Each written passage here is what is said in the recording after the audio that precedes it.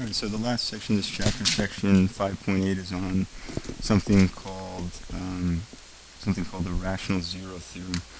And the rational zero theorem basically refers to the types of zeros or the types of solutions that you can get from a polynomial. So we'll talk about what that theorem is and then how to find zeros using it. Okay, so first of all, the rational zero theorem basically says the following. It basically says if you have a polynomial, like for example this one right here, if you have a polynomial and it has zeros which are rational numbers, and just to recall, a rational number is something that can be written as an integer over another integer. So for example, if you had these three numbers right here, 3 is a rational number because it would be written as 3 over 1. That's an integer over another integer. 2/3 is a rational number because that's an integer, and so is that. Okay, pi is not a rational number because no matter how far you carry that decimal out, okay, you'd never be able to reach the end. You'd never actually get a whole number or an integer. So that's what we mean by rational numbers. If a polynomial has a zero, what that basically means is that if it's going to have a rational zero, it's always going to be of the form factors of that last number. So for example, negative 40 has factors of 1, 2, 4, 5, 8, 10, 20, and 40. Those are all numbers that go evenly into 40. And it could be either positive or negative for any of those. If this polynomial has rational zeros, it will be factors of negative 40 over factors of positive 6. So the numbers that go into 6 are 1, 2, 3, and 6. That's what that theorem says, and we'll see a little bit more clearly with an example. Okay, so it says list the possible rational zeros for each function. Well, if this does have any rational zeros, they'll have this form. It will be factors of 16. So what multiplies to 16? 1 times 16, or we could have 2 times 8, or we could have 4 times 4. And we only need to write that once. So factors of 16 over factors of this leading coefficient, factors of 4. And the numbers that multiply to 4 are 1 times 4, and also 2 times 2. So then we're going to list out the possible rational zeros. So we could have 1 over 1, 2 over 1, 4 over 1, and so on. So that could be plus or minus 1, 2, 4, 8, and 16. That covers all of these top numbers being divided by this 1 right here. Then we could have each of these numbers being divided by 2. So we could have 1 over 2. We could have 2 over 2, but we've already covered 2 over 2. 2 over 2 equals 1, so we don't need to write it again. Same thing, we could have 4 over 2. The 4 over 2 is 2. That's already been accounted for. We could have 8 over 2, but 4 is already up here, so we don't need to write it again. Finally, we could have 16 over 2, but that's already been written when we wrote 8. So what's nice is you don't have to write a lot of these numbers more than once. A lot of them are already covered. Finally, we could do each of these numbers over 4, so we could have 1 over that 4, that would be 1/4. We could have 2 over 4, but we already did that when we wrote a half. We could have 4 over 4, we did that when we wrote 1. 8 over 4 is 2, 16 over 4 is 4, so those have already been covered. So these numbers right here are all things that could possibly be rational zeros. They're not all going to be zeros because if you look at this equation, it's x to the 5th power, so it's only going to have 5 zeros. And by the way, just to kind of verify this with a simple example that we know, suppose we had this equation right here. Suppose we had this quadratic equation. We know that this factors to x plus 4 times x plus 3. So we know it has zeros of, this one would be negative 4, this one would be negative 3. Let's see if this checks out using the rational zeros theorem.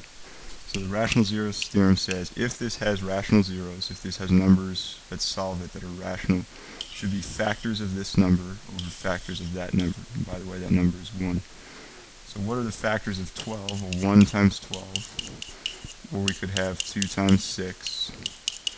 Or we could have 3 times, I'm going to put it over here because we're in a room, 3 times 4. What are the factors of 1? That's just 1.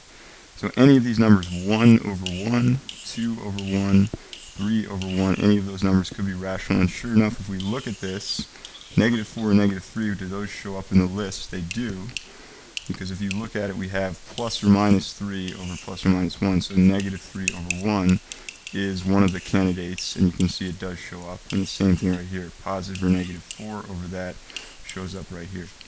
Okay, so that's just a verification. It does work for any polynomial. Okay, here's the problem. This method in general just suggests that you just kind of guess and check, that you start plugging in those possible zeros and seeing which one gives you do synthetic division, which one gives you a remainder of 0. So that can be inefficient. I mean, for example, if you had to look at this huge mess right here, you have to check every single one of those zeros, and there's, how many are there? 7 different numbers.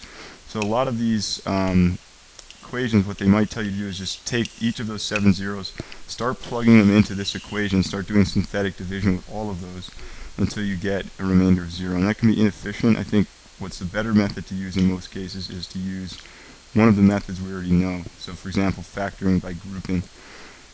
So let's use this as an example. We could write out all the factors of 36 over all the factors of 5 and start plugging them in and guessing and checking, but there's a better way to do it, and that would be factored by grouping. Okay, so right here it says we need to rearrange the terms, and let's understand why that is. If you try, first of all, there's 5 terms. If we try to pull something out of these 2, we couldn't match it up with those 3, or even if we tried these 3, that wouldn't work. So what we did was we said, well, is there some way I could rearrange this somehow? I have an x to the 4th, I have an x to the squared, and I have an x to the 0. That kind of looks like a quadratic equation. So that's how we decided how to rearrange these terms. A quadratic equation just looks like something to a power, and then it's being like doubled right there. So x to the squared, if you double that power, would be x to the 4th. That's quadratic form. So this right here is like a quadratic equation. And how did I know to put the 8 with the 72? Well, 8 and 72 share a common factor. So it made sense to see if we could group those together. Okay, so let's try to factor this by grouping, and it's 3 terms that first we'll factor. So this is like a quadratic equation. Let's swing the 5 over here. This is called the swing method. So we have x squared minus 5 times 36 is 180. Now we need numbers that multiply to negative 180. One will be positive, one will be negative, and add to 41. And if you list out the factors of 180 that do that, 1 times 180, or negative 1 times 180, negative 2 times 90, and so on. None of these work until you get down to negative 5 times 36. Sorry, that's 31. I shouldn't say negative 5 times 36. Negative 6 times 30 doesn't work. That adds up to 24. The ones that actually do work are negative 4 times 45. Negative 4 times 45 is negative 180. That's negative 4 times 45. And negative 4 plus 45 is this one right here. So we would want this to be minus 4 plus 45. And then we also need to be aware that if we put x's here, x times x is not going to equal x to the 4th. So these both need to be x squared in order to equal what we need it to equal. Okay, this is called the swing method because we took this 5 and we swung it over. So that means it's still in the 180. We got it there by multiplying, so we will get it out by dividing. So we're going to have this. We'll have x squared plus 45 over 5 is 9. And then this needs to be, if you can't simplify it, it needs to be swung in front right there. So we have 5x squared minus 4. So that's what that first one factors to. So let me just write that up here. This is going to factor to 5x squared minus 4 times x squared plus 9. And then we need to factor these other two, and if we look at it, these both have a common factor of negative 8x. So negative 8x, let's move this out of the way for a sec. Negative 8x, and if we pull out a negative 8x from this term, we would get x squared. And if we pull out a negative 8x from that term, we would get plus 9. And that's a good sign, because if we look at those two groupings now, they both have a common factor. They both have this term right here. They both have x squared plus 9. That means we can pull that in front. X squared plus 9 goes here. And then in the other parentheses, we can pull this thing and this thing. And you might wonder how we're supposed to do that when there's kind of two things grouped together. We just do 5x squared minus 4 right there. And then we have that minus 8x right there. Okay, so again, what are we trying to do ultimately? We're trying to find the zeros. So this thing is supposed to be equaling 0. It's still not completely factored though, although we can find the 0 from here in just a sec from the x squared plus 9, but let's keep factoring this. Okay, we'll rewrite this to make it look more like a quadratic equation. 5x squared minus 8x minus 4. And the question is, can we factor that any further? And we can. We can use the swing method once again. Or you could just guess and check 5 as a prime number. So it's not hard to guess and check, but let's swing it over. So we'd have this. We'd have x squared minus 8x minus 20. What number is multiplied at negative 20 and add to negative 8? That would be negative 10, positive 2. Okay, and then the 5, which was swung over, is still in there. So let's divide that out. And when we do that, we would get, this one is x minus 2. This one, since it can't simplify, goes in front, so we have 5x plus 2. And then we still have this x squared plus 9 right here, so that remains as is. This equals 0. Now we can solve this. So this one right here, the only thing that makes that 0 is 2, that middle parentheses. This one here, if you set it equal to 0, and then solve it, you would get 5x equals negative 2. So x must be negative 2/5. There's another 0. And this one right here, if you solve it by setting it equal to 0, you would subtract 9. So we get x squared equals negative 9. You square root that. Plus or minus goes in front of the square root. The square root of regular 9 is 3, so the square root of negative 9 would be 3i. That's actually an imaginary number. So we have 4 solutions, positive 3i, negative 3i, 2, and negative 2/5. We have 4 solutions, and the original equation is 5x to the 4th, so it's supposed to have 4 solutions. Alright, so let's do 2 more in a similar way. First of all, the one on the left, that's a swing method problem. This is like in quadratic form. You have x to the 4th, x squared. The exponents are double what we expect them to be, but it's still called quadratic form. So let's bring the 9 over here. We have x to the 4th plus 5x squared minus 36. What number is multiplied to negative 36 but add to 5? Okay, well we know both, by the way, these both have to be x squared. That's how you get x to the 4th right there.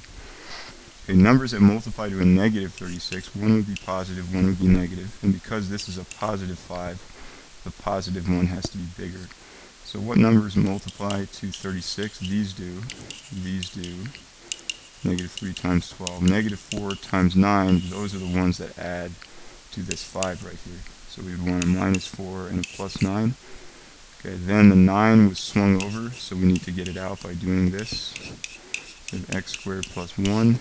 Can't simplify that, so we swing it in front. 9x squared minus 4. That still equals 0. And the question is, can we factor this any further? And actually we can. We can't factor this right here.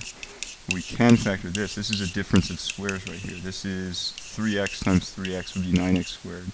2 times 2 would be 4. And then since that's a minus, 1 would be plus, 1 would be minus. If we solve this one by setting it equal to 0 and solving for x, this would be plus or minus square root of negative 1. And the square root of negative 1 is I. So there's our solution.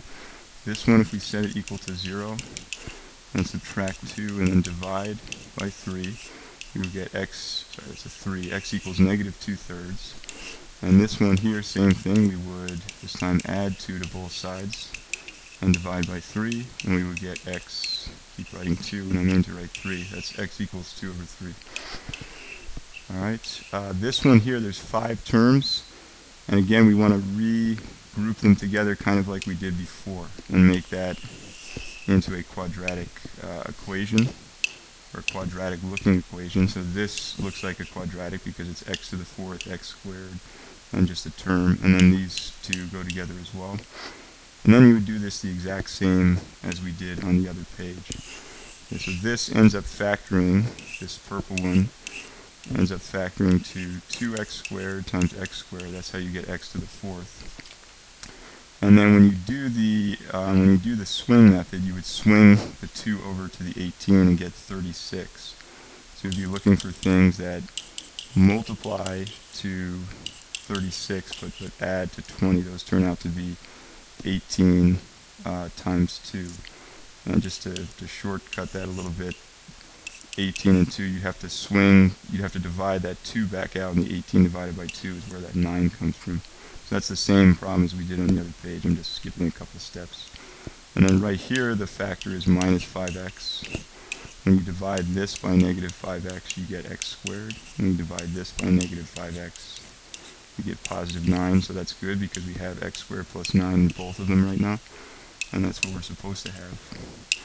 So now we would factor this by grouping, so we get x squared plus 9, and then these go in their own parentheses, so we get 2x squared. I'm just going to move the minus 5x into the middle. The order that we write, adding and subtracting doesn't matter. So we get that right there. Okay, I believe this might be able to factor a little bit more, so that one can't factor, but this one, what multiplies to 2x squared? Well, 2x times x does. What multiplies to a positive but adds to a negative? 2 negatives. And then if we went like this, if we went x minus 2, x minus 1, this, I think, would FOIL out to be minus 5x, and yes, it does. So these solutions would be x equals 2. If you set this one equal to 0 by adding 1 and dividing by 2, you would get x equals a half. And this one we solved on the other page, that was plus or minus 3i. So we have 4 solutions there, and it should be 4 because the original was x to the 4th. Alright, and that is 5.8. That's on what's called the rational zeros theorem. It's probably easier to use those methods we used instead of doing the guess and check. That always tends to be a little bit easier.